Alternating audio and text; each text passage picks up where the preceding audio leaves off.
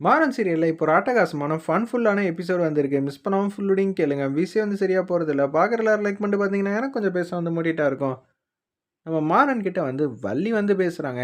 "என்னடா இப்படியே வந்து வாசலோட வாசலா வந்து செட்டில் ஆயிரலாம்னு நினைக்கிறியா? இப்படியே இருந்தா அவ உன் பேச்ச வந்து கேட்பாளா? என்னடா நினைச்சுக்கிட்டு இருக்க? போய் வந்து ஏதாவது பிரச்சனை பண்ணி அவ மனச வந்து சமாதானம் பண்ண வேணாமா?" ஆமா, ஏற்கனவே வந்து ஐயோ பாவம்ன்னு மூஞ்சி வச்சுக்கிட்டு இருக்கிறப்பயே வந்து நான் எதுவும் பண்ண முடியாம வாசல்ல உட்காந்துட்டு இருக்கேனா? இதில பிரச்சனை பண்ணணும்னா, "டேய் பிரச்சனை பண்ண வேணாம்டா. உரிமையில வந்து நீ சண்டை போட்டு வீராவோட மனச வந்து மாத்த வேண்டியது தானே." "அட போ அத்த. நீ அந்த வீட்ல இருந்து ஏதாவது சாதிப்பேன்னு பார்த்தா, நீ இப்படி பண்ணி வச்சுக்கிட்டு இருக்க. இதில என்னோட சேர்ந்து வந்து கை கோர்த்து நிக்கிறேங்கிறியே, எனக்கு என்ன சொல்றதுன்னே தெரியல. வீராவோட மனச நான் மாத்துறேன்டா" அப்படின்னு சொல்றாங்க அந்த இடத்துல நம்ம வள்ளி. "ஆமா, ஆமா. அப்படியே மாத்திட்டாலும், இன்னைக்கு தானே வந்திருக்க. வீராவ பத்தி யாரு என்ன ஏதுன்னு உனக்கு தெரியல. போ, போ. கொஞ்சம் கொஞ்சமா வந்து வீரா யாரு என்ன ஏதுன்னு உனக்கு காட்டுவாங்கிற" மாரி மாறன் வந்து அட்டகாசமா காமெடி பண்ணிட்டு இருக்காங்க. ராவன் வந்து வாசல்லயே பார்த்துட்டு இருக்காங்க. ராமச்சந்திரனும் வள்ளியும் போனாங்களே, கண்மணிய கூட்டிட்டு வருவாங்களா இல்லையான்னு தெரியலங்கிற மாரி யோசிச்சுட்டு இருக்கிறப்ப, கார் வந்துருது. "அண்ணி, நீங்க இல்லாதப்ப இந்த வீடு வீடு மாரியே இல்ல. வரப்பயும் வீராவ கூட்டிட்டு வந்திருக்கலாம்ல." "தம்பி, நான் சொல்றேன்னு தப்பா நெனச்சுக்காதீங்க. உங்க அண்ணன் எப்படி தாலி கட்டுனாங்க, நான் சொல்லி தான் தெரியணும்னு அவசியம் இல்ல. என் அண்ணனுக்கு ஒரு பிரச்சனை நடந்துச்சு. நான் இந்த வீட்டுக்கு வந்தேன். இப்ப வீராக்கு ஒரு பிரச்சனை பண்ணி, மாறன் வந்து கூட்டிட்டு வரலான்னு நெனச்சிருக்கானா? இது என்ன பழக்கம் இது? எனக்கு சுத்தமா வந்து புரியல. சாரி அண்ணி, தப்பா பேசியிருந்தா. வீரா அண்ணி வந்திருந்தா நல்லா இருந்திருக்குமேன்னு நெனச்சேங்கிற" மாரி சொல்ட்டு, நம்ம கார்த்தி மாட்டுக்கு உள்ள வந்து போறாங்க. "கண்மணி, நீ வந்துட்ட. நீ மட்டும் வரலன்னு வச்சுக்கயேன், எனக்கு என்ன ஆயிருக்கும் தெரியுமான்னு" சொல்லி வருத்தப்பட்டுட்டு, லைட்டா வந்து கண்ணீர் வந்து சிந்துறாங்க அந்த இடத்துல. "ஏங்க அழுவுறீங்க? உங்களெல்லாம் இப்படி அழ வச்சு பார்க்கறதுக்கு எனக்கு ரொம்பவே மனசுக்குள்ள ஆனந்தமா இருக்கு. ஆனா, வீராக்கு நீங்க இப்படி ஒரு நம்பிக்கை துரோகம் செஞ்சுட்டீங்களேடா! இதுக்காக நான் என்னடா செய்வேன்?" அப்படின்னு நம்ம கண்மணியா வந்து புலம்பிக்கிட்டு இருக்காங்க. "அப்பா, வள்ளி எங்கப்பா?" அப்படின்னு சொல்லும்போது, மாறனோட சேர்ந்து அந்த வீட்லயே வந்து இருக்காங்க. வள்ளி வந்து வரமாட்டாங்களாம். வீரா வந்தா தான் வருவாங்க.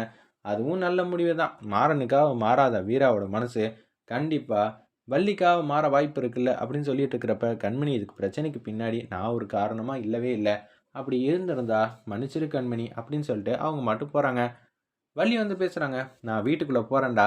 எவ்வளோ சந்தோஷமா போறேன். வரப்ப பாரேன், நான் பேசினோனே வந்து வீராவோட மனச வந்து மாத்திருவேன். அத்த, தயவு செஞ்சு வந்து நின்னேன்னு வச்சுக்கயேன் இங்கேயே, திண்ணையாவது மிச்சப்படும். இல்லன்னு வச்சுக்கயேன், நீ வெட்டி வீராப்பா உள்ள போனன்னு வச்சுக்கயேன், திண்ணை கூட கிடைக்காது பார்த்துக்கங்கிற" மாரி மாறன் வந்து கரெக்ட்டா வந்து ஜட்ஜ் பண்ணி சொல்றாங்க. இருப்பினும் நம்ப வள்ளியம்மா வந்து கேட்குற மாரியே இல்ல. "டேய் வீராடா, நான் அத விட பெரிய ஆள். வள்ளிடா" அப்படின்னு சொல்லிட்டு உள்ள போறாங்க. இன்னும் கொஞ்ச நேரத்தில பெரிய ஆளு யாரு, சின்ன ஆளு யாருன்னு நல்லாவே தெரிய போதுங்கிற மாரி மாறன் வந்து யோசிச்சுட்டு இருக்காங்க. நல்லது சொன்னாலே யாரு கேட்பான் முதல்ல? எவனுமே கேட்கறதில்ல அப்படின்னு சொல்லிட்டு இருக்கிறப்ப, வீரா முன்னாடி நிக்கிறாங்க. "என்னம்மா வீரா, ட்ரெஸ் எல்லாம் எங்க இருக்குன்னு சொல்லு. பேக் பண்ணிருவோம். சட்டுப்புடுன்னு கிளம்பிறலாம்." "வள்ளியம்மா, நீங்க என்ன நினைச்சுக்கிட்டு இருக்கீங்க? உங்க மாறன் வந்து சின்ன தப்பு பண்றான்னு நினைச்சீங்களா? இது எல்லாத்துக்கும் வந்து நீங்க தான் காரணம்னு எனக்கு நல்லாவே தெரியும்மா. நீங்க உங்க பேர வந்து கெடுத்துக்காதீங்க." அப்படின்னு சொல்லும்போது, "மாப்பிள எப்பேர்ப்பட்டவர்ன்னு உனக்கு தெரியாம பேசாத. உன் வாழ்க்கைய சேவ் பண்ணியிருக்கான் நம்ம மாறன்" அப்படின்னு சொல்லிட்டு இருக்காங்க.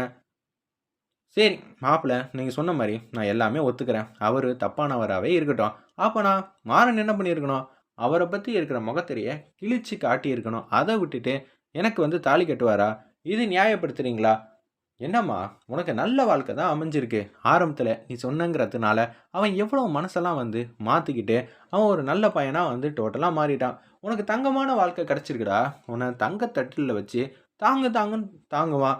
கூடிய சீக்கிரம் பாரேன், நீங்களும் வந்து செம்மையா வந்து வாழ ஆரம்பிச்சுருவீங்க. வள்ளியம்மா, கற்பனைக்கு வந்து போகாதீங்க. மாறன் வந்து நல்லா இருக்கணும்னு நான் ஆசைப்பட்டேன்னு சொன்னீங்க. கண்டிப்பா அப்படி ஆசைப்பட்டதுனால தான், நான் இந்த இடத்துல வந்து நின்னுட்டு இருக்கேன். என் வாழ்க்கையே வந்து மாறன் வந்து மாத்திட்டான். டேய்! இது எல்லாம் மாறதான் போது. 2 பேரும் சேர்ந்து வாழ தான் போறீங்க. அதுக்கப்புறம் உங்களுக்குன்னு குழந்தை குட்டிலாம் இருக்கும். சாப்பிடும்போது வந்து அடம் பிடிக்கும். இந்த லவ் ஸ்டோரி கதையெல்லாம் வந்து நீ உன் குழந்தைகிட்ட சொல்ல தான் போற அப்படின்னு சொல்லி பேசுறாங்க. கற்பனையில ரொம்ப தான் வந்து போறீங்க. வள்ளியம்மா, எல்லாத்துக்கும் அளவு இருக்கு அப்படின்னு சொல்லும்போது, முத்துலட்சுமி கடுப்பாயிட்டாங்க. யார்கிட்ட பேசணும்னு தெரியுதா? தெரிஞ்சுதாம்மா இவ்வளோ சாஃப்ட்டா வந்து பேசிட்டு இருக்கேன். இதுவே இந்த டயலாக்லாம் மாறனோடதா இருந்தா, இங்க நின்னு அவனால ஒரு செகண்ட் கூட பேசியிருக்க முடியாது. வள்ளியம்மா மேல எனக்கு மரியாதை அதிகம். அதனால தான் இப்படி பேசிட்டு இருக்கேன். அதே மாரி தான்ப்பா மாறனும் உன் மேல மரியாதையா இருப்பான். உன்னை நல்ல விதமாக வந்து பார்த்துப்பான்னு நான் சொல்கிறேன். ஆனால் நீ கேட்கவே மாட்டேங்கிறியே. சரி வள்ளியம்மா, எனக்கு தெரியாமல் அவர் வந்து தாலி கட்டிட்டாரு. கேட்டா மாப்பிள்ளை வந்து தப்பானவர்னு சொல்லி ஒரு நியாயம் கட்டுறீங்க. ஓகே, உங்களுக்கு இதே மாதிரி ஒருத்தர் தாலி கட்டினா நீங்கள் என்ன பண்ணுவீங்க? ஆமாம், தாலி கட்டிட்டா என்ன பண்ண முடியும்? சேர்ந்து வாழ வேண்டியது தானே அப்படின்னு சொல்லி அப்படியே தடுமாற்றத்தோடு பேசுகிறாங்க. பார்த்தீங்களா, பேசும்போதே தடுமாற்றம் அடையிறீங்க. உங்கள நான் பார்த்துக்கிட்டே இருந்திருக்கேன். உங்களுக்கு எவ்வளோ கோவம் வரும்னு கூட எனக்கு நல்லாவே தெரியும். அப்படி இருக்கும்போது நீங்களாவது ஏத்துக்கிறதாவது, இல்லம்மா மாறன் மாரி தங்கமான பையன் கிடைச்சா யாருக்கா இருந்தாலும் வாழ்க்கை ரொம்பவே வந்து இனிமையா, சூப்பரா அமையுங்கிற மாரி பாஸ் பண்றாங்க அந்த இடத்துல வள்ளி. உங்க மனசு எப்படியோ, ஆனா கண்டிப்பா என் மனசுலாம் இதெல்லாம் செட்டே ஆகாதுன்னு அந்த இடத்துல பேசுறாங்க. உடனே வள்ளி வந்து கடுப்பாயிட்டாங்க அந்த இடத்துல. நீ வந்து என்ன வேணாலும் பேசுமா. நீ ஏத்துக்க, ஏத்துக்காம போகாத. ஆனா கண்டிப்பா நான் உன்ன இந்த வீட்ட விட்டு கூட்டிட்டு போகாம நான் போவே மாட்டேன். அதுவரைக்கும் நீங்க இங்க இருக்கக்கூடாது அப்படின்னு சொல்லிடுறாங்க அந்த இடத்துல. நம்ம வீரா, "ஏய் வீரா, யார்கிட்ட இப்படி பேசிக்கிட்டு இருக்க?" சரிம்மா, வீரா வந்து கோவப்பட்டு பேசுறா. இதுல வீராவும் நல்லவன், நானும் நல்லவன்.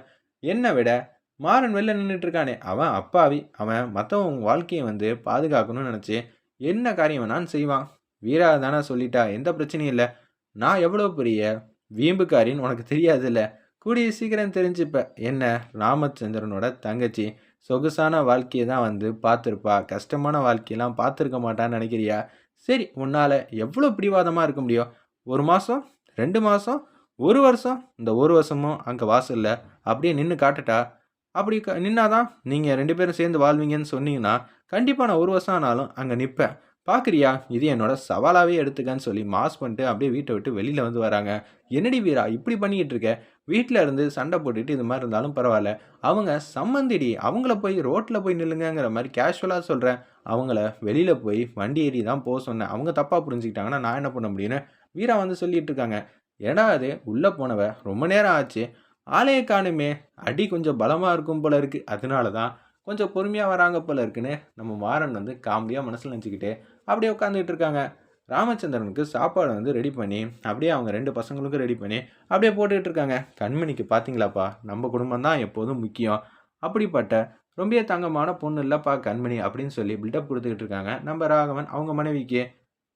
நீ பாத்தியாம்மா, பொறுப்பா வந்து வந்த நாள் அதுவும்மா, நீ சூப்பரா வந்து பழையபடியே மாறிட்ட. ஆனா என்ன பண்றது? நாங்க தான் வந்து சரியா இல்ல. ஏதாவது பண்ணி உங்கள அனுப்பிச்சு வைக்கணும்னு தான் பார்க்குறேன். ஆனா என்ன பண்றது? அது என்னோட எண்ணமே கிடையாது. உங்களெல்லாம் அணுவா வந்து கஷ்டப்படுத்தணும்.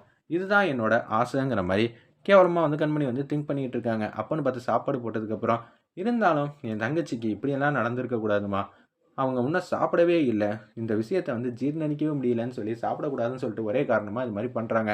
உடனே நீ சமைச்ச சாப்பாட சாப்பிட எனக்கு குடுத்து வைக்கலன்னு சொல்லி கையெலம்பிட்டு அப்படியே வந்து ராமச்சந்திரன் மாட்டுக்கு போறாங்க. ராமச்சந்திரன் போறாங்கன்னு சொல்லிட்டு அந்த இடத்துல ராகவனும் கார்த்தியும் சாப்பிடாம போறாங்க. என்னடா சமைச்சது உங்கள சாப்பிட வைக்கவா?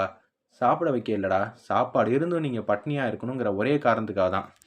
வள்ளி வந்து வாசல்ல வந்து நிக்கிறாங்க. "உனக்கு தின்ன கூட கிடைக்கலையா? செம்ம ஃபன்னியா இருக்கு" அப்படின்னு சொல்லி காமெடி பண்ணிட்டு இருக்கிறப்ப, "அதெல்லாம் ஒண்ணும் இல்லடா. வீராக்காக நிப்பேன். எனக்கு எந்த பிரச்சனையும் இல்ல. மழை பெய்ற மாரி இருக்கு. சும்மா இரு. வா இங்க திண்ணையில வந்து உட்காரு. ஒரு திண்ணை என்னோடது, இன்னொரு திண்ணை உன்னோடது."